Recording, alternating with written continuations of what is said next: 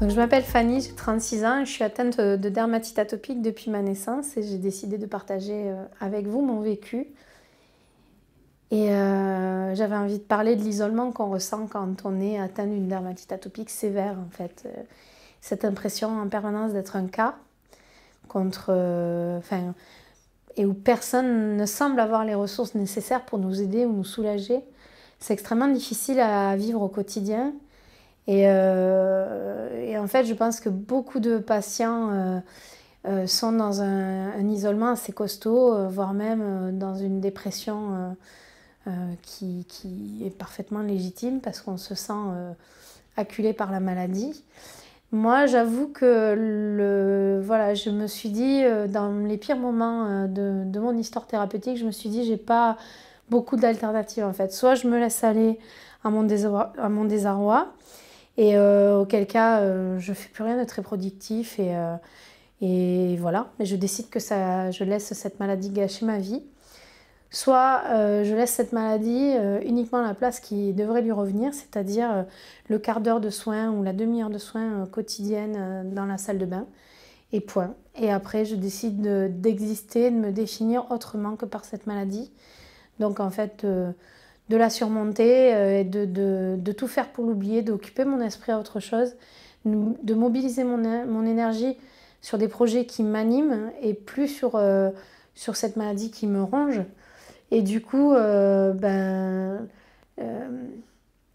comment dire, notre attitude aussi induit notre état de santé. Et c'est vrai que plus on est positif et actif dans quelque chose qui va nous transformer, nous transporter, plus notre maladie évolue vers du positif. Ça fait pas tout, mais ça contribue. Après, moi, l'isolement, je l'ai ressenti, alors pas socialement, parce que je suis extrêmement sociable et que, au contraire, mes amis ont toujours été un refuge et j'ai toujours été très entourée.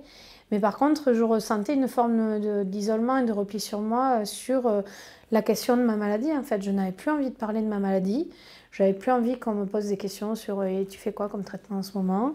J'avais plus envie de laisser aucune opportunité à personne de me dire et t'as déjà essayé ça ou ça.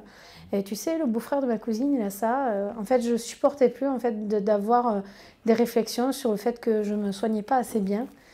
Donc voilà, l'isolement, il était là, plutôt dans le fait que je voulais plus du tout partager autour de ma maladie.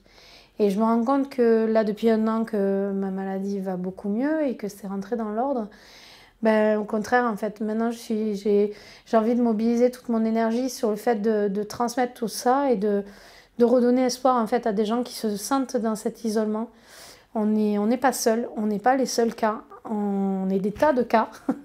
Et en fait, il va forcément y avoir des avancées, mais pour ça, il faut qu'on libère les paroles, que le corps médical avance, que les patients jouent le jeu aussi de vouloir tester des nouvelles choses, de garder espoir, de faire les traitements comme on leur demande, de ne pas être dans une totale automédication qui est compliquée à gérer.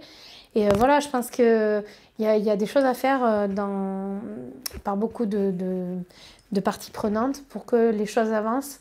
Et moi, je compte bien jouer ma part là-dedans en faisant ce que je sais faire, c'est-à-dire en parlant et puis en essayant d'apporter aux gens des astuces pour libérer leur quotidien, les sortir de leur isolement et leur apporter un peu de légèreté dans cette difficulté.